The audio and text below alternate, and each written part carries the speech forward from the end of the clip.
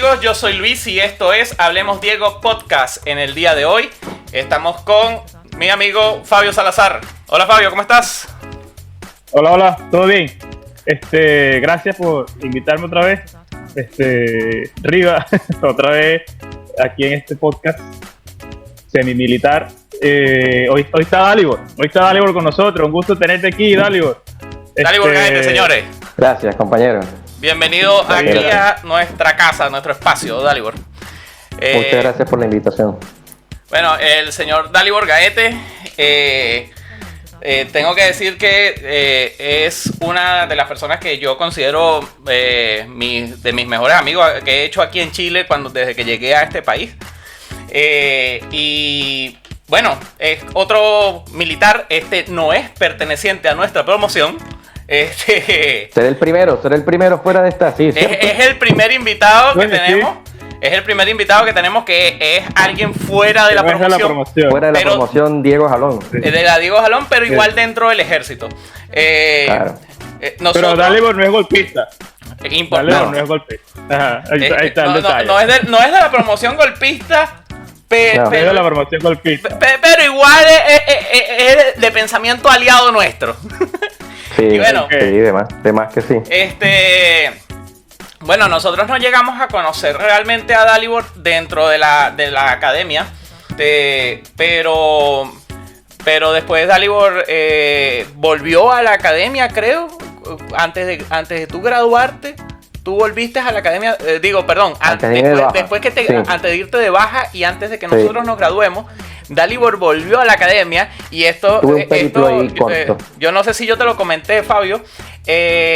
Nosotros debimos cruzarnos con Dalibor cuando él recién lo mandaron a la academia, porque claro, porque él lo mandaron como oficial así nuevo y no sé qué, antes de que se fuera de baja a la academia. O sea que nosotros nos lo debimos cruzar en algún pasillo. ¿Seguro? Ahí lo saludamos, pero sí. Pero ni idea. En realidad, yo iba a ascender, era subteniente, iba a ascender a primer teniente o teniente cuando hicieron el cambio de la ley y toda la cosa. Era teniente y estaba a punto de ascender a primer teniente y como en mayo de ese año, ahí me llamaron como oficial de planta de la academia, siendo subteniente, no teniente, junto con otros compañeros más, pero a orden de la recién formada Escuela de Formación de Oficiales de Tropa, de la segunda promoción de oficiales de tropa, creo que era en ese tiempo, la segunda promoción de oficiales de tropa, que estaba recién y la habían cambiado para Charallave, para donde está el fuerte Guaycaipuro, ¿cierto? Es que se llama el fuerte Guaycaipuro. Sí. Ahí, sí. Entonces, claro, quedé ahí y estuve aproximadamente año y medio, 2 años, algo así, 2 años, y ahí me mandaron para la academia. Pero en la academia, llegando a la academia, pedí la baja. Llegando a la academia, pedí la baja. O sea, Adiós. Como que llegué y cuando pero ya tú estabas claro, o sea, ya tú querías irte de baja antes de llegar ahí. No era que quería irme de baja, sino que estaba como que habían pasado muchas cosas y muchas cosas pasaron entre ellas, porque como que es un conjunto de cosas que se juntaron ahí. Y entre ellas fue ver para lo que yo, mi expectativa, sí, y para mi aspiración personal y todo lo demás, y todo lo que yo esperaba del ejército. Ver la academia como la vi, honestamente, les soy sincero, ahí me causó un impacto. Y ahí donde ¿sabes que yo te iba a preguntar eso? Ahora que lo estás diciendo, yo te iba a preguntar, porque obviamente nosotros la estábamos viviendo por primera vez que uno pasa por ahí como cadete, y para nosotros digamos que era normal lo que estábamos viviendo. Pero yo te quería preguntar, ¿cómo era cuál fue ¿Cómo fue tu vida de cadete? Comparativamente no exactamente eso, sino que cómo fue verla por segunda vez siendo oficial, llegar y verla como estaba en ese entonces, pues después de que ya tú te graduaste, tú viviste tu periodo de cadete, viviste lo que viviste, tu experiencia, y entonces después llegar a verla, bueno, fíjate que ahora tú dices que cuando la viste te desmotivó tanto que quisiste ir. pero ¿cómo fue ese golpe? ¿Cómo fue ese shock ahí? ¿Qué fue lo que viste que no te pareció? Sí, o sea, llegar y ver la academia como la vi no fue lo que me provocó que yo me quisiera ir. Ya yo tenía esos pensamientos, ya los tenía, ya andaban ahí. Eso fue como que un granito de arena más. Fue como una de las cosas más que me hizo como que perder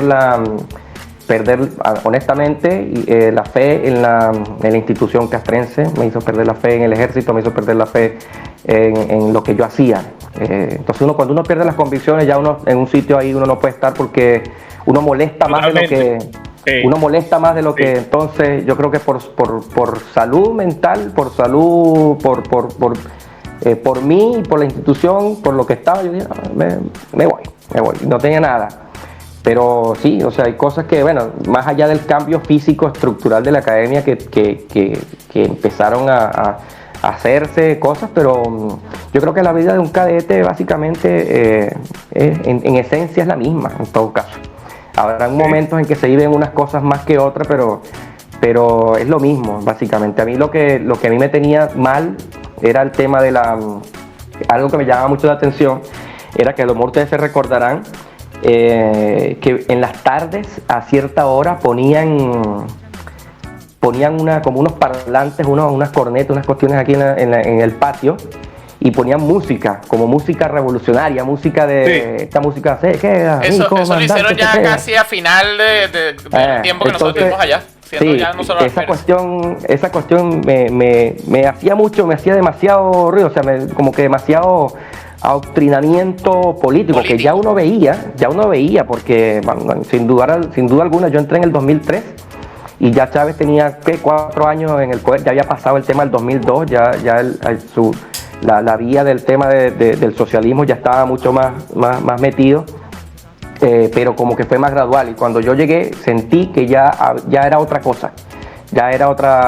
y sin embargo también lo analizo y veo la promoción de ustedes, que es una promoción que fue formada como que también en ese proceso de adoctrinamiento político y es la promoción de ustedes la que más le ha echado varilla al gobierno, si te pones a ver también. Es que ¿sabes qué pasa, Dani? Es que nuestra... es como difícil de analizar la cuestión, como ¿Sabes qué pasa? Seguramente Rivas lo va a decir lo mismo que yo pienso, pero ahorita te doy mi opinión. Yo pienso que nosotros fuimos una promoción que fue formada en un momento muy específico de la historia de la academia, porque nosotros fuimos una promoción que empezó a una escuela, ¿verdad? Nosotros empezamos en una academia con una forma de ver el ejército, con una forma de tradiciones de la academia, y salimos de otra.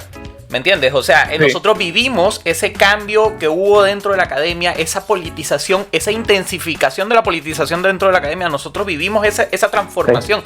Y nosotros... Desde el principio, la empezaron con nosotros. La empezaron con nosotros. Entonces realmente cuando nosotros, yo supongo que también tiene mucho que ver que desde nosotros, desde pequeños, digamos, de cadetes, empezamos mucho a cuestionarnos cosas, ¿me entiendes? Y eso también llevó a que evidentemente nosotros fuésemos una promoción que desde el principio estamos dando dolor de cabeza al chavismo, claro. ya sea desde portando un fusil como lo hizo Araña, o hablando desde una pantalla, o simplemente desertando porque no estás de acuerdo. O simplemente desertando porque no estamos de acuerdo, o cada quien desde su posición, dando como que su no estoy de acuerdo. Entonces, es que estuvimos como que iniciamos ahí como que en un punto de quiebre donde no se había establecido, digamos, la doctrina que querían hacer. Y entonces estaba terminando un proceso diferente. Inclusive yo me acuerdo que estando en la academia, tú te acordarás, Riva, nos cambiaron el pensum de estudio y reestructuraron todas las materias que habían, todas las horas académicas. Ahí nos metieron algunas vainas de política. Una cuestión como pensamiento crítico bolivariano. No querían darle el nombre. Exactamente. Yo me acuerdo que inclusive nos quitaron inglés, la materia. Y me acuerdo totalmente porque me gustaba la maestra. Porque era imperialista, claro. porque era... No, porque estaba buena la que daba clase. pero claro, la profesora, siempre, sí, muy buena gente. Pero lo quitaron por lo que tú dices, Dalgo, porque era O sea, porque como te pones a ver, era una idiotez, era una estupidez. Pero por eso lo quitaron, porque es el idioma del imperio. Entonces, no, vivimos una vaina así toda loca, en realidad. Una cuestión, y también, Fabio, yo no recuerdo si tú recordarás a cierto personaje de la Academia Militar. Dalibor, no sé si lo conocí yo de oficial, de profesional, pero seguramente en la academia no. Y era el teniente coronel Menry F. Fernández Pereira. ¿Ah? Ah, bueno. La verdad que no sé. Ese. Entonces, sí. Mira, ese tipo a mí me dio clase.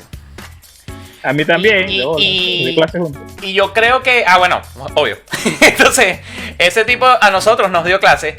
Y qué manera de querer lavar el cerebro. O sea, qué manera de estar tan sincronizado con un pensamiento político, ¿verdad? Qué manera de estar, de venderte la cuestión, ¿sabes? De venderte el chavismo, de venderte la posición política. Nosotros tenemos que defender la revolución y no sé qué. Y entonces, ¿qué manera? Bueno, ¿sabes qué? Mira, y si te pones a ver, ese teniente coronel se formó en una academia también muy distinta. Muy distinta, pero ese tipo tenía el cerebro completamente... Sí, pero pero yo no sé qué es lo que hace que las promociones que se formaron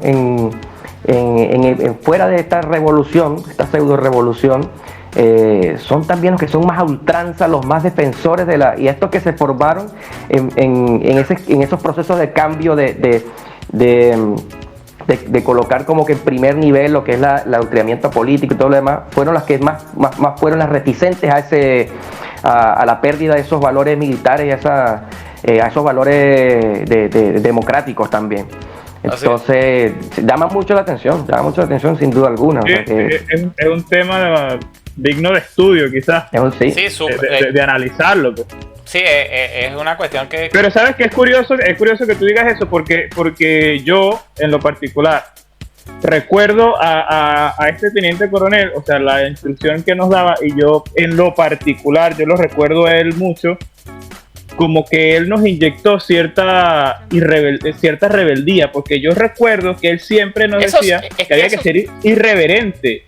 Siempre me decía, hay que ser irreverente, pero quizás él lo decía... La irreverencia de la revolución, la irreverencia de Chávez. Esa es la irreverencia que él quería. Exacto, esa es la irreverencia. Quizás nosotros captamos el mensaje diferente. Exactamente. ¿Es irreverencia? Bueno, ahí está. Toma. Exactamente, eso es lo que voy. De repente él lo decía como ser rebelde al sistema imperialista, quizás, por decirlo de una manera. Eso era el mensaje que él transmitía.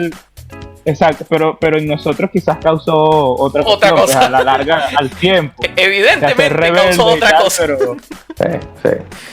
Sí, entonces, yo era medio rebelde. A mí me decían, había un coronel, no me acuerdo cómo se llama.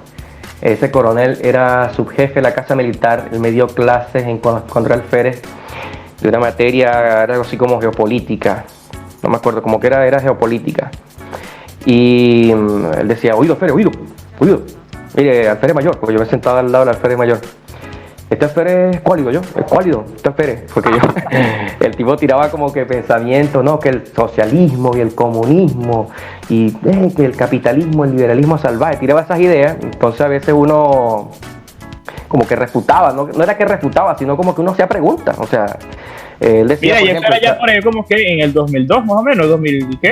No, 2007. Claro, era 2007. Sí, entonces 2007-2008 era cuando era el FED. Y claro, entonces metían, no sé, decía el capitalismo degenera en el liberalismo, en la oligarquía, y se va por ahí. Entonces yo decía, bueno, pero mi coronel, permiso, pero si el socialismo y el comunismo no son iguales, el comunismo es una... Pero entonces el socialismo, el comunismo en última instancia, ¿no será una degeneración del socialismo como tal? Oído, Fred. ¿Cuál? Como que los Fred se molestaron. Usted es cuálido, usted es cuálido. Había unos que nos tildaban de escuálido, unos compañeros ahí, pero yo necesitaba sacar buena nota, porque tenía que sacar buena nota. Y yo decía, yo sé por dónde y le ponía ahí, cuando le hacía los exámenes, le hacía uno para la labia, así verdad que no... y le respondía. Entonces cuando me entregaba los exámenes, decía Alférez Gaete. El tipo no se acordaba de apellido, o sea, él veía caras. Entonces, y escribía 100 puntos. Bolivarianamente, felicitaciones, escribía el coño madre. Claro. Y entre Alférez Gaete, ahí está. Y decía, se me quedaba viendo el 100 y yo, muy bien, Alférez, muy bien. Voy a aceptar ya con mi 100. Yo lo tenía ahí. Pero sí, esa parte también uno empezó a ver también parte de ese entrenamiento. Claro, pero imagínate, ustedes vieron como el inicio de todo esto. Sí. Era como que no sabían, era algo que querían, que buscaban, claro, pero no sabían cómo entrarle, ¿entiendes? No sabían cómo entrarle. Por eso es que ponen como cuando yo fui cadete, fue director de la academia, fue primero Carlos Mata Figueroa, fue director de la academia, Carlos Mata Figueroa llegó a ser ¿qué? Ministro de Defensa llegó a ser. Creo que fue ministro de Defensa. Fue ministro de la Defensa. Sí, yo sé que fue inspector general de la Fuerza Armada también, creo que fue lo que llegó a hacer. Y después fue, imagínate, Rodríguez Torres. Entonces, nosotros llegamos con Rodríguez Torres. Mentira. Carlos Alcalá Cordones fue primero. Y después Carlos Alcalá Cordones, Rodríguez Torres fue director de la academia. Entonces cuando ustedes llegaron estaba Rodríguez Torres, lógicamente. Entonces ya estaban buscándole esa vuelta ya. Pero todavía no sabían cómo entrarle el asunto del adoctrinamiento. Entonces poco a poco iban metiendo ahí por ejemplo, el curso de cazadores, que era tradicionalmente el curso de contraguerrilla, antisubversión y toda la cosa. Se le cambió la doctrina de curso de cazadores a curso Caribe, que entonces ya la promoción que viene, la que yo le llevo un año, esa promoción no creo que no sé si ellos los que vienen, ya no fueron más cazadores. O sea, el curso de cazadores, que era como que el cazador y los batallones, cambiaron la doctrina de los batallones de cazadores, porque claro, la doctrina de los batallones de cazadores viene de los Rangers norteamericanos, que son batallones especializados también en la guerra moderna, guerra antisubversiva, guerra contra guerrilla. Entonces eso da escosor al socialismo, da escosor a la revolución. Que en esencia es lo mismo o no. Es lo mismo. El entrenamiento es exactamente el mismo. Es lo mismo, solamente que es un tema de nombre, de nomenclatura. Entonces, más de lo mismo. O sea, es claro, porque de hecho. Pero lo que cambia es la retórica, ¿entiendes? Sí, ellos cambian la retórica para cambiar el discurso de qué es lo que ellos quieren proyectar. Por eso es que cambian el tema de anteriormente era Fuerzas Armadas Nacionales, después cambió a FANB, Fuerza Armada Nacional Bolivariana. Que con eso lo que han hecho es cambian el nombre de las escuelas, nombres tradicionales de las escuelas, los cambian para tratar de, a partir de ahí, ir generando desde la raíz un cambio de doctrina, un cambio de pensamiento. A lo largo del tiempo, sí. ¿Sabes que en estos días estábamos hablando por un grupo que tenemos ahí de pura gente de sectores, gente buena, salió una imagen, chamo, estábamos hablando algo, no me acuerdo, bueno, y yo mandé una imagen de, ¿cómo es que decía lo que dice Federico II de Prusia? Que dice, el hombre que pone el corazón en lo que hace, consigue... donde los perezosos indolentes se dan por vencidos. Exactamente. Entonces, estábamos hablando de algo, y bueno, yo mandé esa porque estaba buscando la frase, entonces me pongo a googleo la frase, y busco imágenes para mandar una imagen buena. Chamo, y resulta que consigo una imagen de Maduro así, pero así como con todo, y con la frase arriba, y bueno, y me llamó la atención y la sabiduría de Maduro, por supuesto. Claro, era el mensaje que quería, la frase era la que yo estaba buscando, pero bueno, con el fondo de Maduro y tal. Y me sorprende que en abajo, sabes que siempre ponen una frase célebre y abajo siempre ponen, bueno, el autor de la frase. El autor, exacto, el autor de la frase. Y mira, y no decía Federico de Prusia, ahí lo que decía era que Carlos Marx, extracto de pensamientos bolivarianos de no sé qué pensamientos de Chávez. Si la consigo, que la debo conseguir, la debo tener en el grupo, voy a poner la fotito aquí para que la vean. A mí en lo personal me llamó la atención mucho porque, bueno, el que no sabe va a ver esa vaina, esa imagen y dice, oh, mira lo que dijo Chávez, y Maduro lo sigue. ¿Ve? Y es una frase, porque es que la frase tiene fuerza. Sí, y es parte de la retórica también, pues. Claro, hablar de sin mencionar. Y si tú le ves, pero mira, y si tú le ves el trasfondo, tú dices, coño, la gente que montó esa imagen sí lo sabe. La gente que montó esa imagen lo sabe, de dónde copió, un copia y pegar, de dónde copió esa frase. O quizá no, a veces uno también le atribuye frase a quien no... Y sin mencionar lo puteado que está el nombre de Simón Bolívar gracias a Chávez y a su revolución de mierda. O sea, porque Simón Bolívar es una figura que es demasiado grande e ilustre y hizo muchas cosas y que a nivel histórico son muchas proezas históricas. Y sinceramente a ti hoy en día te dicen bolivariano y a mí me da como piquiña. A mí me da piquiña. Siento un sentimiento raro cuando me dicen algo bolivariano. O sea, entonces... Así de puteado está del nombre de Simón Bolívar, que de repente para quienes tenemos un pensamiento opuesto al de esta gente. Mira, o simplemente un pensamiento crítico, o sea, de capaz de poder criticarlo. Pero eso, o sea, quienes de repente piensan diferente a lo que piensan estos bastardos culiados. Entonces instantáneamente se te mete en la cabeza y bolivariano. Entonces es una cuestión que es un daño que le hizo el chavismo al nombre de Simón Bolívar, por ejemplo. Ya, es evidente, pues a toda Venezuela esta mierda daño. Entre otras cosas. Bueno, y cambiando un poco de tema. ¿Qué tal, Dalibor? ¿Cómo está tu vida? ¿Qué me cuentas? Bueno, oye, tenemos... la otra vez pasaste por allá por el trabajo. Allá estuvimos conversando, pero básicamente tenemos tiempo que no nos juntamos para hacer una cuestión, una comida, pero siempre estás ahí como, este tema, todos los diciembre el Luis el picador de carne para las hallacas. De la parrilla. Claro. Sí, para hacer las hallacas. Para las hallacas. Sí, Luis está ahí, todos los diciembre está ahí. Es casi que la familia adoptiva que tengo aquí en Chile. Vamos a hacer una reunión familiar, voy para... siempre Luis aquí, cada vez que cae aquí, siempre uno más. Pero este trabajo de ser productor y director de este exitosísimo podcast me está llevando mucho trabajo. Es complicado, digamos que empezar un proyecto con algo completamente nuevo para nosotros, nula experiencia, ¿verdad?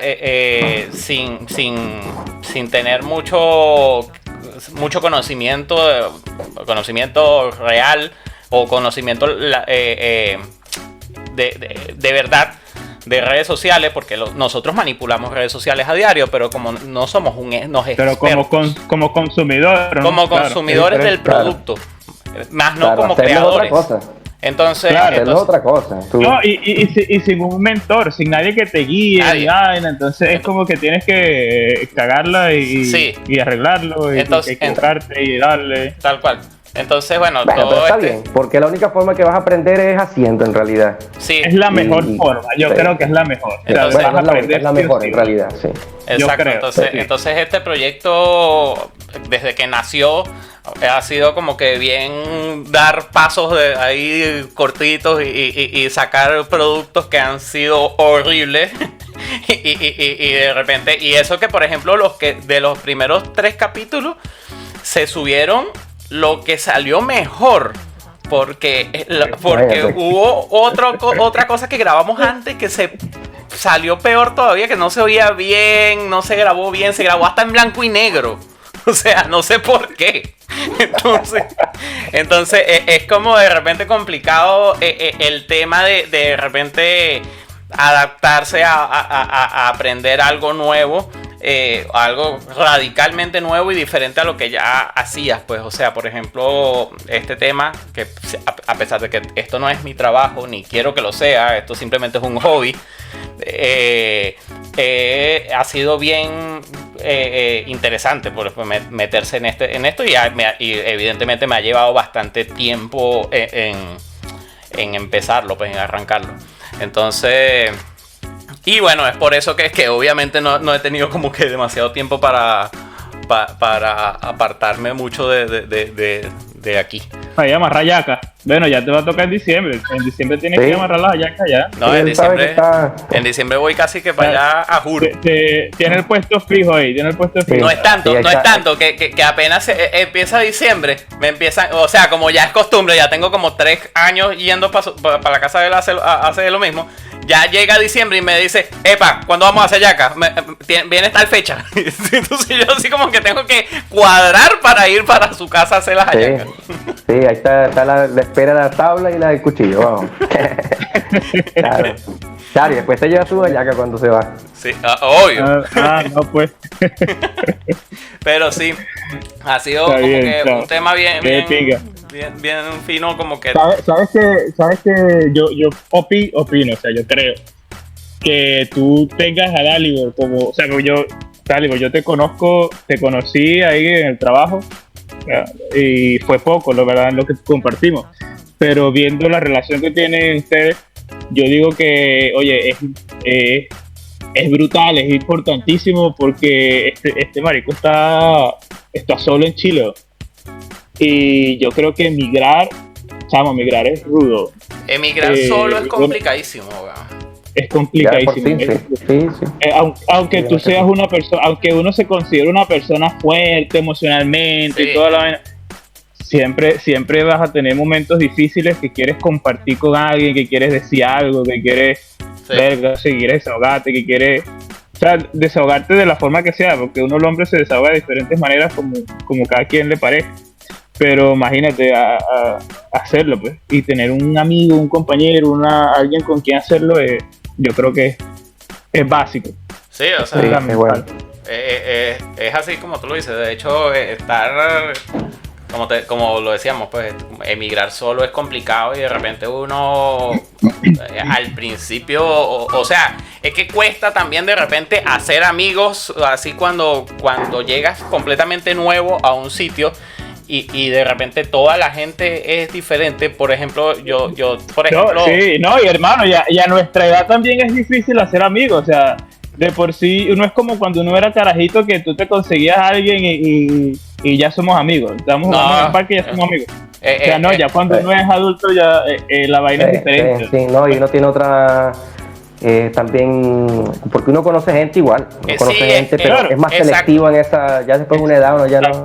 Exacto, como que pasar esa barrera de considerar a alguien ser de compañero de trabajo a ser amigo, es difícil, o sea, eso no pasa tan fácil. No, y que bueno, digamos que entre Dalibor y yo, era una situación medio... Puta, de ahí o salíamos muy panas, o salíamos literalmente que nos teníamos ganas de matar y entrar coñazos, ¿sabes? Porque, weón, o sea, nosotros trabajamos juntos en el periodo de pandemia, y mi único contacto con una persona en todos los días era Dalibor. Literal, marico. O sea, yo llegaba a la casa donde yo vivía en aquel momento, y vivía con un loco que trabajaba en una minera, muy pana, pero no lo veían nunca. Y otro pana que tampoco estaba nunca, trabajaba de Uber. Entonces... 24/7. ¿Ah? Sí. También. 24/7 también. Yo llegaba y no estaba, me iba y no estaba. Y bueno, mi único contacto con una persona era Dalibor. Y de paso teníamos que estar encerrados ahí viendo cámaras durante 12 horas. Entonces de repente era o hablar o más nada, pues, o sea, no había mucho. O estar callados pasando las 12 horas del turno. Simulando que no hay nadie al lado mío. Entonces, sí, no. Es rudo. Sí. Entonces. No, ahí bueno, hay tantas cosas que uno hablaba, bueno, sacábamos tema de conversación de donde no había, de todo, de donde no había, de todo. Sí, entonces claro, ese tipo de trabajos también hacen que uno termine conociendo, porque da pie a que uno, claro, uno está vigilando, viendo la cuestión, todo pendiente, atento, pero el resto del tiempo es nada, aquí, vean, ¿Qué más? ¿Qué es tu vida? Es un chiste. Sí. Entonces... yo me acuerdo que los primeros días que yo empecé en ese trabajo, cuando ya me estaba como adaptando a la vaina de que, bueno, del conversar, de escuchar, de repente poner un podcast, una vaina, un audiolibro, una vaina. Este chamo puso a Dante, ¿cómo se llama la novela de Dante? La Divina Comedia. Ajá, la Divina Comedia. Sí. No jodas, se puso la Divina Comedia. Y nos calamos la Divina Comedia en un turno, no sé, duró como 6 horas, ¿no? 6 horas, una cosa así, o sea... Y bueno, yo en ese trabajo siempre ponía como audiolibros o podcasts, no, es que, larguísimos. Mira, el libro Los Miserables, tú puedes poner Los Miserables, que debe durar como 2 días. Y sale es una guardia. Y te da todo el turno para escuchar el bendito libro, sí, porque son 12 horas. Entonces igual de repente poníamos cosas así para eso, pues. Pero, weón, literalmente había un momento donde ya no querías escuchar más podcast, ya no querías seguir escuchando música, y de repente, no sé, o de repente, puta, yo tenía ganas de hablar con alguien y de repente me ponía a contarle mi vida a Dalibor, pues. Y entonces era una cuestión de que muy aparte de todo eso, digamos que en nuestro caso personal, bueno, ustedes dos me conocen bastante bien, saben que, puta, yo he pasado 1001 vergas, o sea, a mí me han pasado más vainas locas que el coño, entonces igual tengo como muchas anécdotas que de repente han salido, algunas las he contado aquí en el podcast, otras no, otras eventualmente las contaré, pero salían muchas anécdotas así y de repente él me contaba alguna vaina y yo así y así nos hicimos panas, pues. Entonces es como te digo, pues, es como te digo, es un trabajo que o salías amigo o salías odiándolo. Entonces bueno, ahí está Luis ahora, es jefe de... Ahora soy el jefe de esa mierda. Ahora es el jefe que manda... Mira, lo que pasa es que este bicho tiene una imagen de como de medio loco, Tú lo ves por primera vez. Todo peludo, porque Luis ya estaba peludo ahí. Claro. No estaba tanto, pero sí estaba... No, pero en ese momento yo tenía el pelo corto, weón. No, qué corto. Estaba corto. Este marico últimamente está acomodado desde que se pone la cola esa. Pero es que nada, es que a veces anda con una pinta de loco que tú lo ves y no, y este tipo es... No sé, se habla feo, chamo. Se habla feo. El otro día cuando fue el trabajo que andaba por ahí, me dio pasote por la oficina. Y pasó, y entonces, tiene un tatuaje nuevo, pues explícame ese tatuaje ahí, Luis. Me explicó los tatuajes. Cada vez que lo veo tiene un tatuaje. Verga, yo quisiera tener esa personalidad que tiene Luis para decir, no, chicos, y ahora me voy a tatuar aquí. Tatuar todo esto. Tatuaje, está en mi lista de tatuajes pendientes. Claro. Mira, pero tú dijiste que tú ibas a donar ese cabello, que tú ibas a crecer hasta donarlo. ¿Cuándo vas a hacer eso? De hecho, ya tengo más o menos el largo, ya casi, pero bueno, un spoiler aquí, un paréntesis para quienes nos están viendo. Hace más o menos 3 años yo estaba en una situación económica de la mierda, ¿verdad? Estaba literalmente viviendo en una esquina de una casa que estaba full de ratas. Y trabajaba vendiendo en la calle y no tenía plata para nada, o sea, de verga me alcanzaba para comer. Entonces, en ese momento yo dije que cortarme el cabello no era prioridad. Entonces, yo fui dejando que el pelo creciera y porque no, realmente yo decía, mira, la verdad es que prefiero parecer un loco o echarme el pelo para atrás o alguna cosa, pero la plata que hago es para comer, o sea, yo no tengo... gastar 15 lucas en cortarte el pelo, claro. Bueno, yo no quiero, o sea, 10 lucas para mí, entre cortarme el pelo o gastarla en comida, prefiero gastarla en comida, weón. O sea, obvio. Y en ese momento habían días que vendiendo en la calle yo podía hacer 15,000 pesos y habían días que podía hacer 3,000. Era una mierda ese trabajo que yo tenía. Y bueno, realmente cortarme el cabello no era prioridad. Entonces, después termino de trabajar ahí, consigo este trabajo donde estoy ahora, pero obviamente como en el momento que Dalibor lo dice, que fue llegandito, mi sueldo obviamente mejoró comparativamente y ya tenía plata, pero entonces ya tenía también el cabello medianamente largo. Y entonces yo dije, mira, voy a hacer dos cosas. Una, nunca me he visto con el pelo largo, voy a dejarme crecer el pelo. ¿Por qué? Porque puedo. Y dos,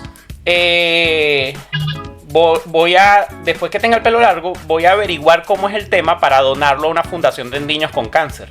Porque no me acuerdo por qué coño, pero en ese momento yo como que vi algo así de una publicidad o algo de gente con cáncer, unas pelucas, una cosa, y vi que eran algo costosas. Entonces, las pelucas de pelo natural. Entonces, me pareció algo bonito, una buena acción. Y bueno, han pasado 3 años desde entonces. Y obviamente estamos esperando. Ya tengo el pelo largo. Los niños están esperando ese cabello. Sí, lo que pasa es que tengo dos cosas. Primero, para donar el cabello aquí tiene que medir más de 40 centímetros. Entonces, y el cabello igual tarda en crecer. Entonces, y lo otro es que para donar cabello aquí no es como de repente en otros países que vas y te cortan el pelo y ya listo. No, aquí es todo un drama para tú donar el pelo. Verga, Chile es así para todo. Es un drama para tú donar el cabello. Para todo, hermano. Entonces cualquier vaina, un trámite en Chile es un pedo, entonces yo dije, ok, está bien, yo me compro ese drama, yo voy a hacer el trámite. Pero lo haré cuando pueda, pues, o sea, porque obviamente tengo cosas también que hacer que en comparación son más importantes para mí en este momento. Entonces, tampoco es como que estoy apurado por cortarme el pelo, menos ahorita que está empezando el invierno, que va a empezar el invierno. Pero sí es algo que voy a hacer, pues, en algún momento. Entonces, Amén. Sí, hay que es mi forma de dar algo al mundo. Y bueno, ya después, prontamente, en algún momento me verán en el podcast con el pelo corto. En algún momento. Un día llegó todo pelón aquí, así como un acero. hablando de la familia y queriendo armar un Ford Mustang. Claro. Está bien. Y bueno, y sí, básicamente ese es el cuento cómo conocí a Dalibor. Nos conocimos en el trabajo en el cual yo actualmente estoy. Dalibor se fue de ahí hace más o menos 1 año y medio. No. 2 años. No, sí.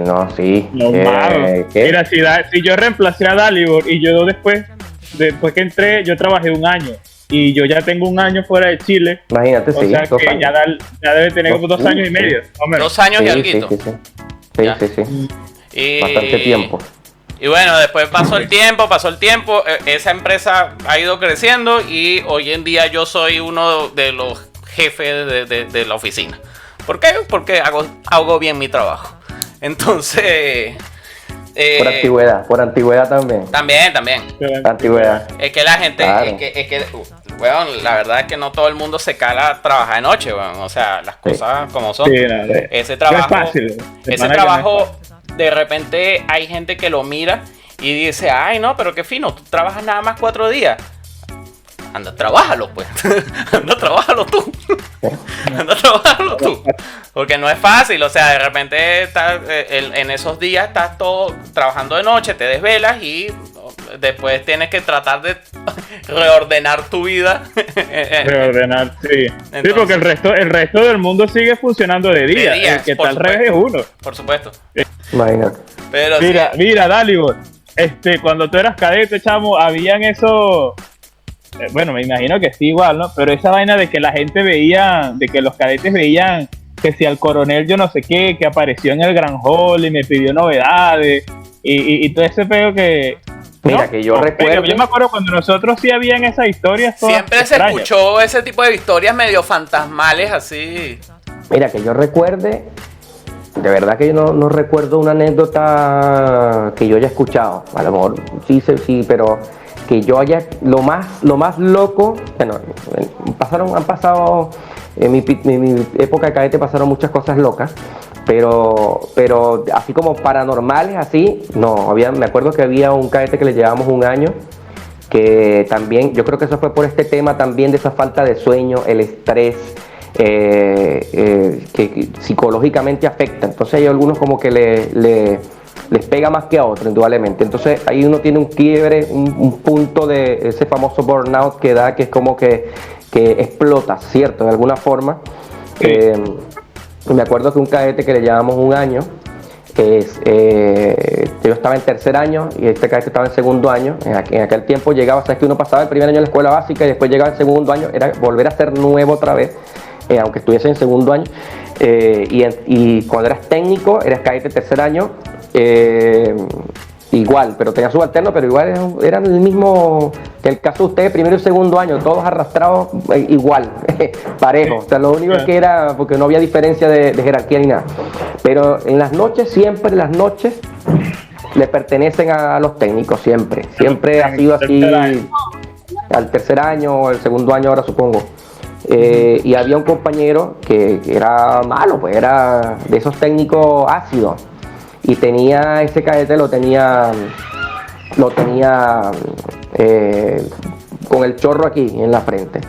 Y este cadete le dio una noche, en una de esas noches de locura, le dio como que le dio una cuestión y sacó una daga del cadete, entonces persiguió por todo el piso, como que si estaba poseído, era la cosa. El tema fue ese, que decían que el cadete estaba poseído. Entonces perseguía. ¿Pero quién persiguió? ¿Al que lo ladillaba? Al compañero, al técnico, al compañero mío, lo persiguió para matarlo. Entonces el compañero se tuvo que esconder y entonces él anduvo en la noche pasando como de bloque en bloque, buscando, eso fue un despelote, eso se tuvo que parar de Pérez, el rondín, todo, porque el cadete estaba incontrolable, estaba como poseído. Que quería matar lo buscaba, búscame el cadete. Es lo que estaba en la recha de que lo ladillaran tanto. Sí, quizás, pero también pudo ser un tema, también, como te digo, o sea, hay un momento en que, claro, sí. Es que el cerebro se quebró mentalmente y dijo... Se quebró mentalmente y bueno, eso fue como que de tantas cosas, una de las cosas más locas, pero así de historia. Pero yo recuerdo que hay historias de que si el alférez yo no sé qué se ahorcó. Yo me acuerdo que hay un dormitorio en el que nos decían a nosotros que se ahorcó un alférez, claro, en el año yo no sé qué vaina. Se ahorcó un alférez y que salió un alférez, que si ¿sabes que la academia tiene por abajo los túneles? Sí, los sótanos. Los sótanos que se conectan, se interconectan, claro. Claro, que los sótanos también eran, ¿cómo se llama? Mazmorras, como una especie de prisiones. Entonces... No, yo creo que eran sótanos en realidad. Sí, pero los cadetes me alimentaron Yo te digo una vaina, yo bajé a esos sótanos una vez o dos veces. No, yo bajaba todas las noches, bajaba cuando era de segundo año. ¿A esconderte a dormir? No, bajaba a que me metiera mierda y plantón ahí en ese sótano, porque el técnico de mi pelotón tenía la llave de la cuestión esa y en aquel tiempo no sé ustedes, pero en aquel tiempo la mayoría de los sótanos, esos sótanos se inundaban, como que con época de lluvia, algo así, se inundaban. Había que poner una motobomba. Habían sótanos esos que estaban funcionales, entonces el de la segunda compañía, cuando era cadete, que era de la segunda, en la parte de abajo esos sótanos eran utilizados como depósito de intendencia, de cuestiones de intendencia, depósito de intendencia. Y el técnico era el ayudante del alférez que era encargado del depósito de intendencia. Entonces, todas las noches bajaba allá sacando la mierda y a meternos plantón. Bueno, yo bajé un par de veces, pero a puro curiosear. Yo vi, y me acuerdo que vi hay uno que tenía como una vaina, como un polígono cerrado. Llegué a ver uno que tenía como especie de un polígono cerrado. Sí, algo así, sí, eran muy particulares porque tenían esa... Claro, y habían otros que sí me acuerdo, y los recuerdo bien claro, que parecían unas celdas, parecían un cubículo literal con una especie de banca de concreto pegada a la pared. y ya, y eso era todo lo que había. Entonces, quizá porque acuérdate que el edificio esos edificios de la academia, de ese complejo de edificios, de hecho, esos sótanos, tengo entendido, se conectaban anteriormente, la EFOFAC con la academia, por el patio de honor. Todo ese complejo, todo ese diseño, ese complejo fue por un solo arquitecto, todo ese complejo desde el Paseo de los Próceres, el Paseo de la Nacionalidad, como que es que se llama, hasta el ICFA, ¿cierto? Todo eso. Hasta los Ilustres. Hasta los ilustres, sí. Pero todo eso se llama el complejo de la nacionalidad, complejo vial La Nacionalidad se llama esa cuestión. Y eso es, si mal no recuerdo, es obra del gobierno de Pérez Jiménez. De Pérez Jiménez, porque anteriormente la academia quedaba en este otro cuartel, no recuerdo el nombre de ese cuartel, que era donde quedaba, no recuerdo el nombre de ese cuartel, pero era en otra instalación. Entonces las primeras promociones fueron promociones de los años 50 y tantos, 57, 54, no sé. Entonces de ahí data y me imagino que los usos de aquel tiempo eran otros tiempos. Sí. Claro, mira y Dalibor, tú según Wikipedia, tu promoción vivió ¿cómo se llama? Las primeras mujeres en la academia, ¿no? Mi promoción, la que me lleva 2 años en realidad. Okay. Sí, bueno, yo entré viejo a la academia también, porque yo primero fui soldado. Yo presenté, de hecho, la primera vez que yo presenté a la academia fue en el 2000, presenté yo, la primera vez que presenté a la academia. ¿No quedaste? Ya presenté y no quedé, porque bueno, cuestiones ahí de que no y después me fui para el cuartel. Y esa promoción con la que yo presenté es la promoción que se grabó en 2005. Y esa fue la última promoción, la del 2005 fue la última promoción de puros hombres en la academia, la última. Y luego la del 2006 es la primera promoción de mujeres, de femenina, en realidad. Y bueno, fueron, me imagino yo, esos tiempos en que se tuvieron que, digamos, habituarse a lo que es la vida de cadete de mixto, una cuestión que anteriormente era puro hombre. Era puro hombre. Pero se veían, bueno, cualquier cantidad yo creo que, y me acuerdo que en la escuela básica hubo escándalos,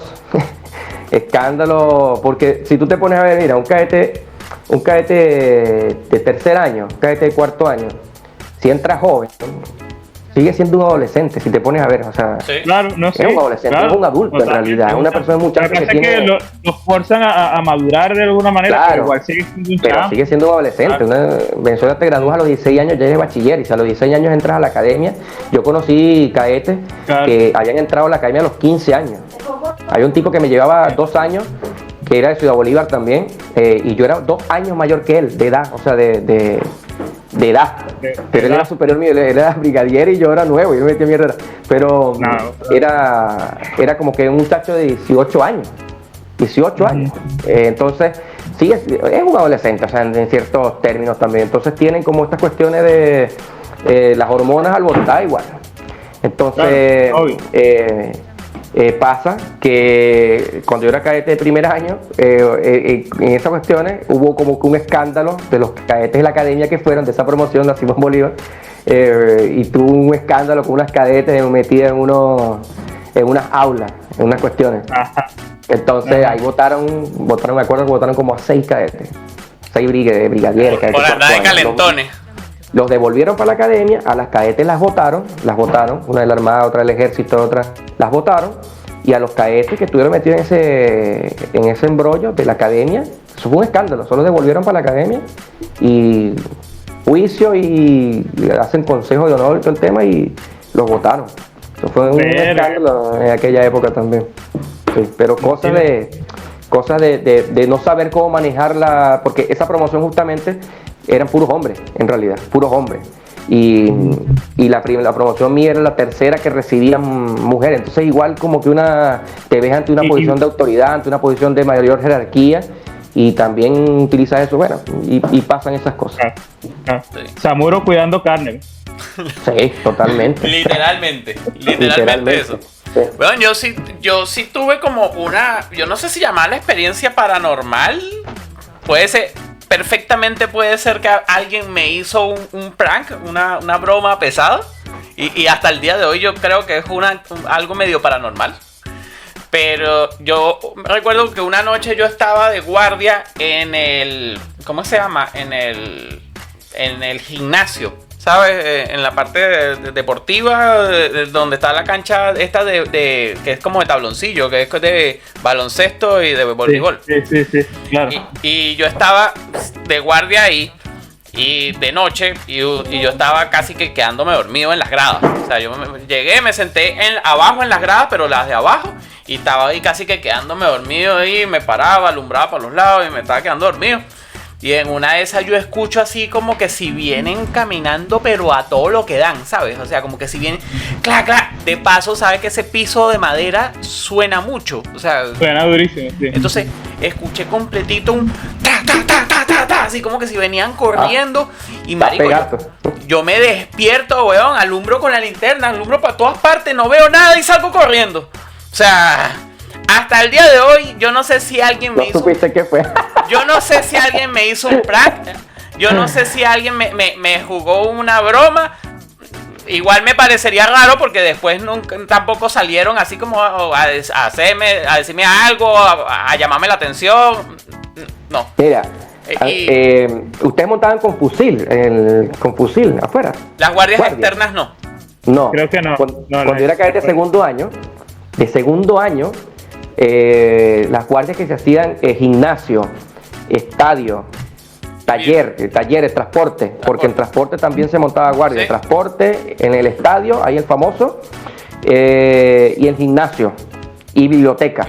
Eran los 4 puntos de guardia que había. Y lo montamos con aquel tiempo cuando llegué a la academia, estaba el FAL. El FAL llegó, fue como pasamos para cuarto, creo.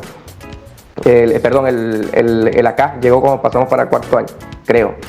Pero cuando llegamos al segundo año, era el FAL que estaba. Y nosotros montamos con fusil, con FAL, con el portacaserina ese de la fornitura, con los 2 cargadores de FAL. Y ahí me pasó, siendo cadete de segundo año, me pasó para unas elecciones, montando guardia, que llegó, yo estaba en el famoso de guardia, en el estadio.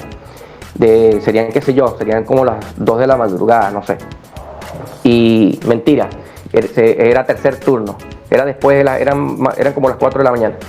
Y llegó una camioneta, y no hay tráfico a esa hora, muy temprano. Y llegó un tipo en una camioneta que se estacionó justamente frente al famoso, frente a la fuente de soda del famoso. Entonces yo voy y me quedo viendo y me acerco. El tipo se baja de la camioneta y abre la puerta, en una camioneta tipo Explorer, tipo Laser, y abre la puerta de atrás de la camioneta y se queda parado detrás de la puerta de la camioneta. Y no, mentira, él primero se baja y yo llego y le digo: hola, buenas noches, ¿usted es militar? Entonces le empiezo como a preguntar qué hacía aquí. Entonces, pero eso era de noche, no, eso era madrugada, supongo. De madrugada. Y el tipo llegó y dice: hola, ¿qué más, muchacho? ¿Cómo está? Empieza como a saludar así, ¿no? Y entonces él se baja y le digo: estimado, usted no puede quedarse, no puede estar acá. Este es zona militar y no puede estar usted esta hora acá. Entonces el tipo empieza como que a moverse hacia atrás y dice: no, tranquilo, y abre la puerta de atrás y se queda parado frente a la puerta. Entonces yo me quedo enfrente de la camioneta, como diagonal y enfrente, y me quedo así como que yo agarro el fusil y me quedo pendiente con el fusil. Y el tipo empezó a decirme, con la puerta empezó a decirme: ven acá. Empezó a decirme: ven acá. Y yo: ¿qué? No, váyase de aquí, estimado. Empecé como que a alzarle la voz, ¿no? Váyase de aquí, no, tranquilo. Pero me decía como que: ven acá. Y entonces, no, váyase de aquí. Y entonces yo agarré, hice como que cargué, ¿verdad? Hice como que iba a cargar el FAL. Y el tipo dijo: no, tranquilo. Y se montó en la camioneta, bajó la cuestión, se montó en la camioneta, arrancó y se fue. Y yo cagado, yo no sabía si podía ponerse muy turbia de cualquier momento. Porque la prevención estaba ahí mismo, la prevención estaba cerca, digamos, relativamente. Claro, y el tipo se fue, y yo dije: no, voy a esperar que llegue el rondín, ¿será? Y llegó el rondín, un subbrigadier, y le digo: brigadier, para informarle la novedad, así tal. Y el tipo se echa a reír. Me dice: mira, ¿no será que ese carajo lo que te quería era coger? O que te quería mover ese disculpe la expresión, le pones pilla ahí, no sé. Te quería comer ese huevo, ese tipo. Yo no sé, ese tipo estaba medio sospechoso, porque empieza como que... El lado estaba medio turbio. Como lo ves, estaba como turbio. Entonces, es raro esa cuestión. Entonces, o era una práctica que había pasado antes, o fue espontáneo, fue ese momento, pero el tipo lo que mucho me llamó la atención fue la tranquilidad con que el tipo se movió para la parte de atrás, abrió y me decía como que, ven, fuera de aquí, compañero. Y el tipo hasta que se fue, como que no... ¿Para aquí, Michael Jackson? Sí, pero montábamos con armamento, entonces después me imagino que habrán pasado algunas cosas, no sé qué, pero me imagino que quitaron esa cuestión de... Bueno, y es que en aquel tiempo el Fuerte Tiuna no entraba todo el mundo, tampoco. El Fuerte Tiuna empezó a ingresar todo el mundo, después que metieron estos... Claro, que después metieron estos complejos habitacionales y todas estas cuestiones, que esto era un tránsito... obligado, digamos, para tu... Anteriormente no entraba cualquiera a Fuerte Tiuna. Sí. Entonces era como que súper extraño que esas cuestiones pasaran así en la... Y no, como que era normal. Yo me acuerdo cuando hubo una crisis, no me acuerdo cuál crisis fue una vez que hubo un peo a nivel nacional y resultó, creo que fue unos damnificados. Y entonces implementaron unos refugios dentro del fuerte, unos refugios enormes. Los que metieron en el Bolívar. Y metieron un montón de gente que había quedado sin casa a vivir, incluso a vivir dentro del gimnasio. Nosotros dejamos de utilizar el gimnasio porque el gimnasio estaba totalmente habitado por personas que estaban sin casa. Pero no me acuerdo qué fue lo que pasó, que la gente quedó sin casa, pero no me acordaba de eso. Chamo, y la gente vivía y dormía ahí, y entonces te podrás imaginar, yo no sé cuánta gente por ahí, hay 1000 personas metidas ahí hacinados, y uno teniendo que montar la guardia de noche ahí, y tú veías cualquier tipo de peleas, de vainas locas. La gente vivía en cubículos que se armaban con sus mismas sábanas, así, se hacían como unas carpas, y ahí en esas carpitas vivían 3, 4, 5 cositas también. Claro, también hacían su vaina, pero también habían sus malandros, también habían drogas, también tampoco de vaina. Y es arrecho pensar que están haciendo, que está todo eso dentro de un fuerte, porque tú lo ves, o sea, nosotros porque lo vivimos y porque sabemos que Venezuela está patas arriba, pero en otra parte no pasa una vaina así, o sea, se le implementa en otro lado, pues, pero un fuerte militar es un fuerte militar, o sea, verga, o sea, eso sería lo lógico, pero como Venezuela se maneja de cualquier otra forma menos la lógica. Sí, menos la lógica. Sí, pero sí. Sí, totalmente. Epa, totalmente. Fabio, hay un cuento de algo que te pasó a ti que, bueno, Dalibor no lo sabe. Sí, yo sé cuál me estás diciendo. ¿Qué te la pasó vaina a ti? En tu casa cuando vivías en el sombrero. ¿Sabes qué? Sí, ya, déjame contarles. Sabes que una vez estábamos hablando nosotros, estábamos en el trabajo, ellos que hablábamos que joder, y una vez empezamos a hablar de vainas de estas, así como de fantasmas y apariciones y vainas de estas, dale. Y yo me acuerdo, y le eché el cuento a Luis y a los que estaban ahí, que una vez en la casa donde yo vivía, en Guárico, en general yo creo que Venezuela es muy supersticiosa, ¿no? Y ese estado en particular, Guárico, los pueblos pequeños son más supersticiosos. Entonces, bueno, la vaina es que había algo como que, y bueno, y mi esposa, ella es como que muy, o sea, como que hay gente que tiene como un sentido para ese tipo de cosas, ¿me entiendes? Como que perciben ese tipo de vainas paranormales. Son sensibles a la fuerza. Bueno, algo así, de la manera que lo vea, pero algo así.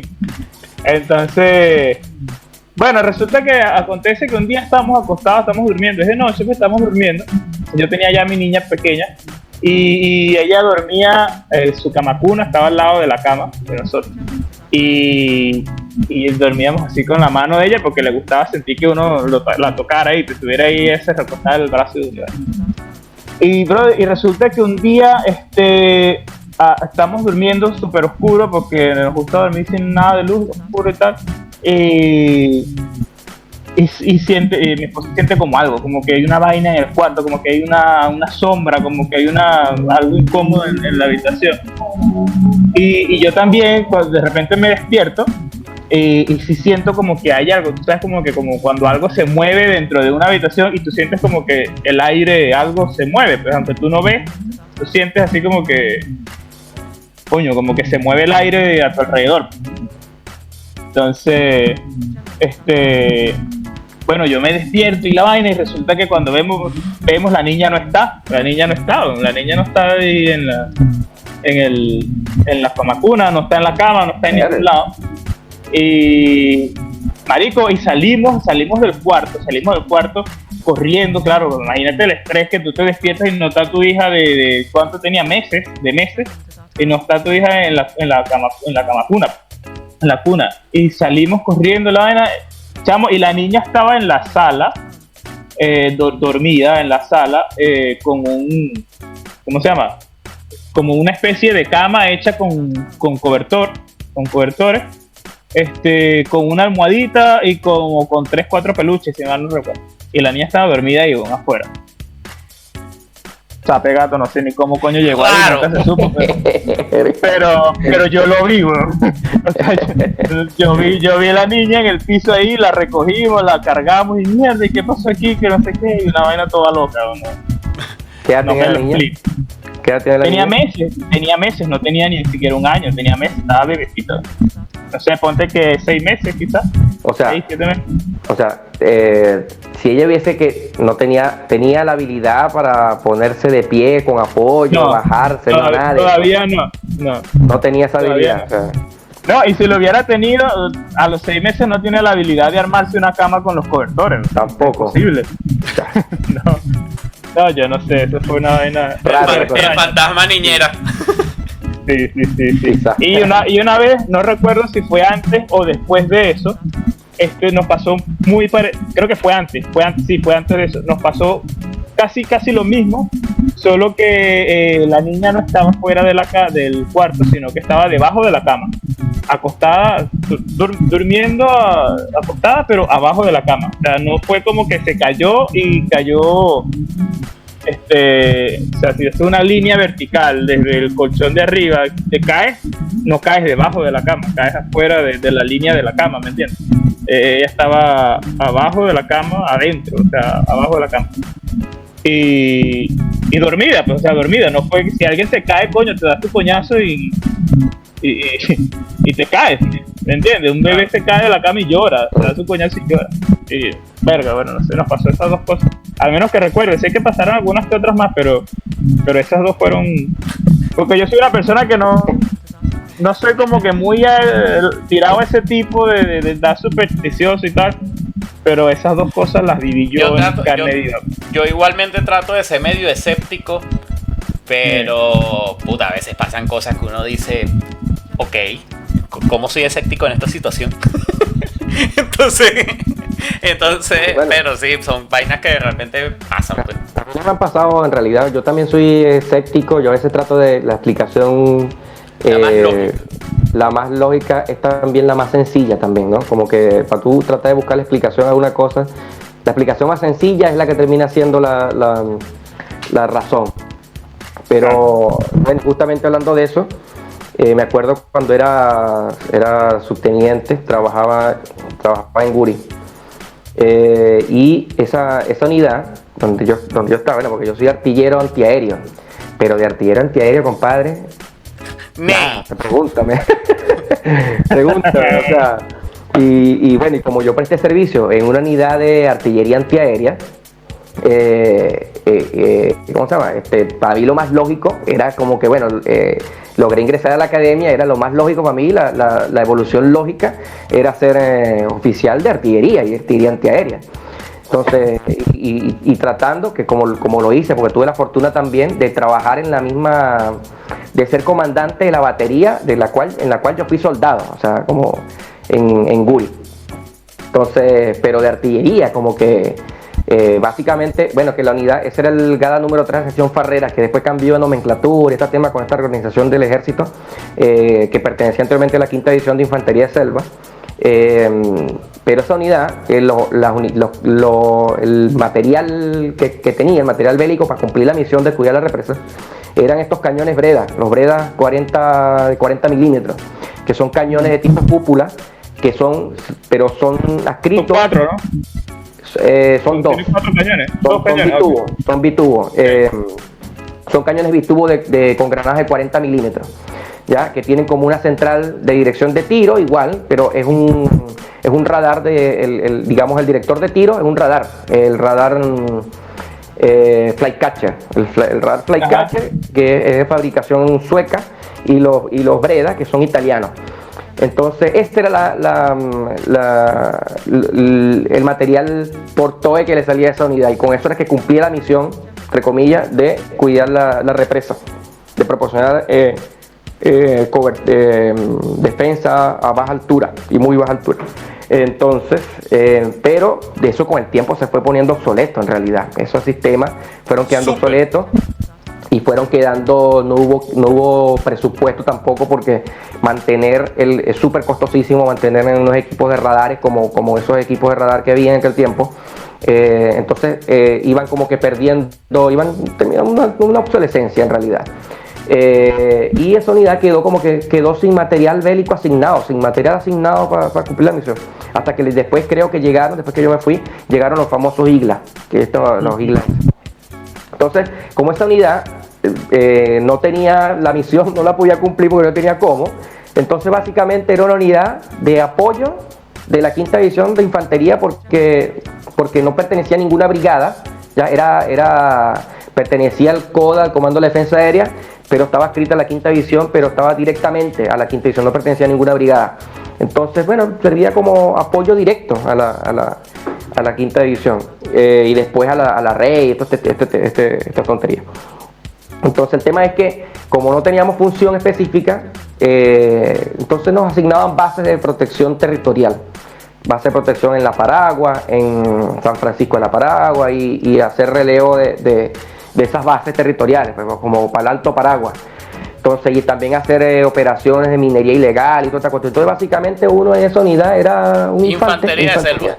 Infantería de selva, era esa cuestión. Entonces, al lado estaba el BAFE, en el fuerte de Guaraguao, estaba el batallón de fuerzas especiales y estaba el GADA. Y el GADA salía más de operaciones que el BAFE, en realidad, hacer operaciones Entonces, en esas bases donde nosotros estábamos, uno iba como que rotando, el comando de la base. Entonces de repente mandaban un capitán para La Paragua y mandaban un teniente para la base de San Francisco. Y a ese teniente lo mandaban con un pelotón de soldados, un pelotón y unos sargentos, y a montar guardias, a hacer cavar y todo el tema. Entonces me mandan a mí, me acuerdo que me enviaron porque hubo un teniente, que no voy a decir el nombre del teniente, el teniente estaba de guardia en ese puesto, y bueno, todo lo que te estoy contando para llegar al cuento del cuento paranormal, pero bueno, ya que caímos ahí, ¿cómo se llama? El teniente, en un 31 de diciembre, el teniente era un teniente de promoción, creo que yo le llevaba 2 años, ese teniente, 2-3 años. Entonces, él estaba de jefe de puesto ahí, y resulta, él se fue en su auto, tenía un Corsita, se fue en su auto, y dijo, bueno, el 31 de diciembre, ya había pasado 24, y bueno, se fue para el pueblo. Y el 31 de diciembre también se fue para el pueblo, pero entonces el 31 se quiso ir para el pueblo con un sargento. Entonces se fue con el sargento y se llevó a un soldado que andaba loco, que quería calle, quería salir, porque estaba como medio aislado ese puesto ahí, estaba lejos de todo. Entonces el 31 de diciembre el teniente se fue para el pueblo y se llevó al sargento, y también se llevó al soldado porque estaba en peligro de fuga el soldado, porque él decía que si no me llevan para la fiesta, no, una cosa así, si no me llevan para la fiesta me vuelo. Entonces el teniente, para no tener novedad, tomó la gran decisión de llevarse al soldado. Y en el lugar, allá en el sitio, el teniente se llevó su pistola de reglamento y se llevó una pistola personal. La pistola de reglamento se le entregó al sargento y él se quedó con la pistola personal. Ese cuento ya va mal. Ese cuento ya va mal. Aquí se pone turbio la cosa, porque el sargento se puso a estar manipulando el armamento y le apuntó al soldado y le metió un disparo en la boca al soldado.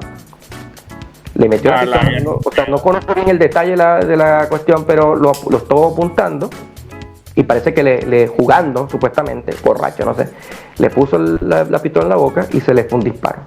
El soldado le salió, no al momento, el soldado estaba lejos y llegaron, había ambulancia de un ¿cómo se llaman estas cuestiones de atenciones de salud como que básicas que había un ambulatorio, un ambulatorio, eso, como que un CDI, y lo mandaron en una ambulancia, el soldado vivo todavía, como le salió el disparo por la parte de atrás de la cabeza, de la nuca, le salió el disparo. Y lo montaron en una ambulancia, en una 350 primero, un camión 350. De un camión 350 se lo llevaron para Ciudad Piar, que queda como a, no sé, 80 kilómetros. Pero en una calle muy mala, que es una calle mala. Allá llegó. Hora y media rodando. Al hospital de Ciudad Piar no había quien lo atendiera la herida. Y lo devolvieron en una ambulancia a Ciudad Bolívar. En el camino fue que el soldado se llegó muerto. Mucho aguantó. Eso iba a decir yo, que mucho aguantó, porque... Sí, aguantó. Entonces, yo estaba, ese día 31 de diciembre, un compañero mío estaba de comandante de puesto de La Paragua, que es un puesto que queda como a 50 kilómetros del de San Francisco. Que ahí mandan al más antiguo siempre, porque tiene más tropas, más soldados, más instalaciones y más responsabilidades. Entonces él estaba y él se enteró de la novedad, y él me llama, yo estoy de guardia oficial de día, el 31, ya, yo monté el primer turno y me fui a dormir. Y nada, me llama el compañero como a las 3 de la mañana, me dice, Gaete, estoy tratando de comunicarme con mi mayor, con mi comandante, vas a tener que llamarlo tú, no sé, porque pasó esto. Ya, bueno, llamé al teléfono de casa del mayor, llamé al mayor, le pasé el nombre, llamé al comandante. En la mañana llegó el mayor y me dice, bueno, tenemos que ir a buscar al teniente y tenemos que ir a buscar al sargento también. Entonces, Gaete, tú que estás entregando oficial de día, 1 de enero, tú que estás entregando oficial de día, entrega al teniente, entrega el turno, entrega el servicio y te vienes conmigo. Nos fuimos los dos en un machito esto de Delca, Corpoelet, nos fuimos hasta San Francisco. Entonces, yo iba con la intención, yo me acuerdo que mi esposa en ese tiempo ya trabajaba en el hospital de Guri, y yo me dice, bueno, anda, cámbiate de ropa, ¿verdad? Porque pero le digo a mi mayor, bueno, déjeme cambiarme de ropa por lo menos antes de salir, porque tuve todo ajetreado, no sé qué, entonces para no irme así. Entonces me dice, bueno, ok. Cuando llego, mi esposa me dice, me muestra como un resultado, un test de embarazo. Me muestra que estaba embarazada de Santiago. Mira, qué felicidad, bien. Ya, bueno, está bien. ¿Sabes, papá? Entonces, me muestra, ella se había montado guardia también, era enfermera y había montado guardia esa noche también. Entonces, salimos de vuelta, bueno, San Francisco. Yo iba con la intención de, con el mayor, los dos, buscar teniente, buscar sargento. Pero en el camino... Pero el sargento y el teniente estaban fugados, o sea, se habían escondido.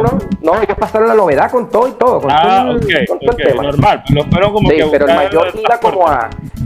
Mentira, no íbamos con la intención de buscarlo, íbamos con la intención de averiguar qué era lo que había pasado y traernos a ver qué era el sargento, entonces íbamos con esa cuestión. Entonces, pero en el camino yo iba maquinando y decía, pero ya va, lo que el cuento es que yo tengo es que el teniente se fue con el sargento, entonces aquí lo más probable es que el sargento y el teniente lo van a relevar. ¿Y yo mi mayor? ¿Y quién va a relevar al teniente? Y el mayor, bueno, cállate, que tú sabes. Bueno, pero llegamos allá, bueno, quédate tú y después son 5 días que tú te vas a tu 22 días allá. Mierda. Allá, en la cuestión aquella. Total que el teniente lo relevaron. Entonces, ahora sí, dejando el cuento, el tema de la cosa paranormal, era que uno después llevaron un sargento a reemplazar al sargento que había incurrido en la novedad y el teniente lo relevé yo. Y me quedé ahí, entonces son un oficial, 2 sargentos y 20 soldados.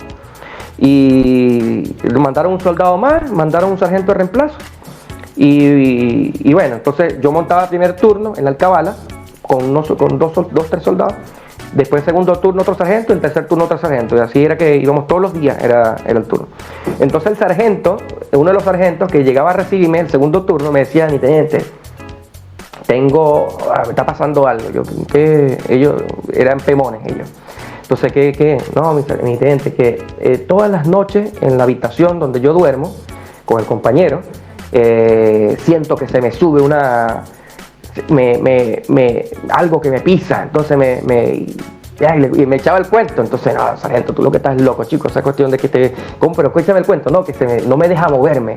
Entonces empezaba a decirme, no, como que siento que me susurra y pues otro un loco aquí. Y yo le contaba el otro cuento al otro sargento y los dos nos burlábamos de él, pues. Le decíamos, tú lo que estás loco, sargento, tú eres loco, ¿qué piensas que espíritu, fantasma? No, mi teniente, sí existen, los fantasmas existen. Entonces era como que, no, anoche se montó, se me acaba de montar, no, yo me quedo aquí, vengo a relevarlo, me relevaba más temprano, porque que no podía dormir, coño madre. Entonces, nosotros nos burlábamos, el otro sargento nos burlábamos de él. Entonces, otro día, el otro sargento, que era más antiguo, que montaba tercer turno, me llega, cuando yo le recibo, me dice, ¿a qué no adivina lo que me pasó? Y yo le digo, ¿qué te pasó? No, que estaba durmiendo y sentí que algo se me agarró. Me agarró por el pecho, me agarró por el cuello también. Y yo le gritaba al compañero, no me acuerdo del sargento, le gritaba al compañero, fulanito, que le gritaba y no me escuchaba. Y no sentía que me escuchaba hasta que me pude soltar y le dije, lo llamé. Pero me lo dijo así como con risa, como con vergüenza, porque nos burlábamos. Claro, porque ya se habían burlado. Sí, porque entonces, una locura, chicos. Entonces, esa misma noche, yo le entrego el turno al otro sargento y bueno, la misma cuestión. El otro sargento había quedado conmigo como hablando, porque el que montaba el tercer turno, generalmente era el que me entregaba a mí a las 9 en la alcabala. Entonces, yo me iba un poquito antes de las 9 y montábamos una cháchara ahí, ¿verdad? Empezamos a hablar de cualquier cuestión hasta que yo me iba, a veces se iba, entonces nos burlamos de este otro tipo. Entonces yo, bueno, me voy a dormir. Ya, muchachos, ya, listo, me voy a dormir. Y me fui a acostar. Y durmiendo, yo estaba durmiendo boca abajo y sentí sentí que algo encima, bueno.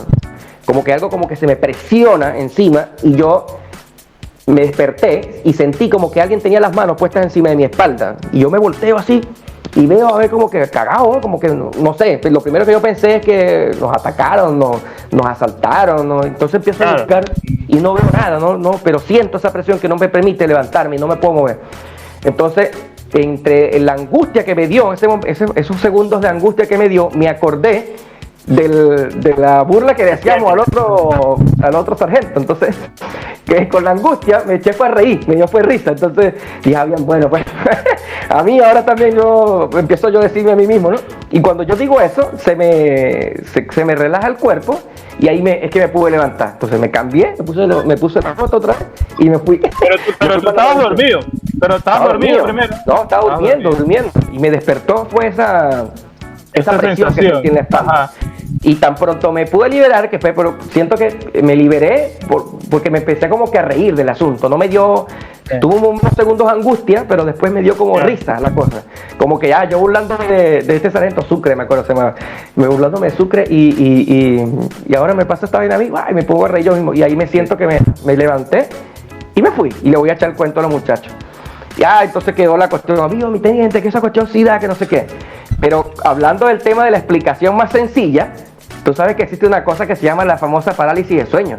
Claro. La parálisis del sueño, claro. Es una vil y vulgar parálisis de sueño, creo que condicionado por los constantes cuentos paranormales que metía el otro. Y el cansancio y el estrés. Sí, cansancio, estrés. Entonces, quedas dormido, entras en un sueño profundo y de repente te despiertas mientras estás en el estado de REM y ahí entonces claro, tu cerebro se despierta, pero como que tú no has encontrado la conexión con tu cuerpo.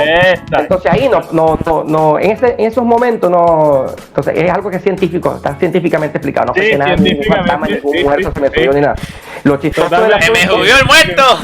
Sí, se me subió el muerto. Lo chistoso del asunto es que justamente da en una circunstancia donde primero le dio a uno, después le dio al otro. Claro, es raro. Todos nos somatizamos, todos nos condicionamos a la situación. Que era un fantasma, que era una vaina así. Y todo. Pero eso fue parálisis de sueño. Sí. Hay una película recha que se llama El Fotógrafo, de esas películas de terror japonesas, no sé si la vieron.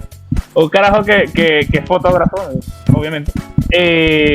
Y y al final al final de la película como que uno se da cuenta que el tipo tenía un fantasma montado en el cuello, que el tipo vivía todo el tiempo así como doblado y le dolía la vaina, y en algún momento como que se revela la vaina de que vivía como un fantasma montado en el cuello. No sé si la vieron, verga, rechísima. Sí, mira,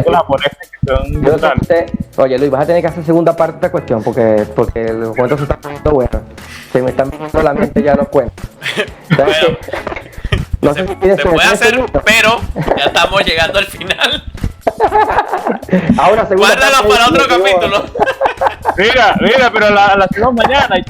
Igual ya se está haciendo de noche, ¿no? Sí, porque para eso se está poniendo oscuro y estamos ya en sobre la hora y media. Pero si se puede hacer mañana, yo encantado. Ahí cuadramos por mensaje.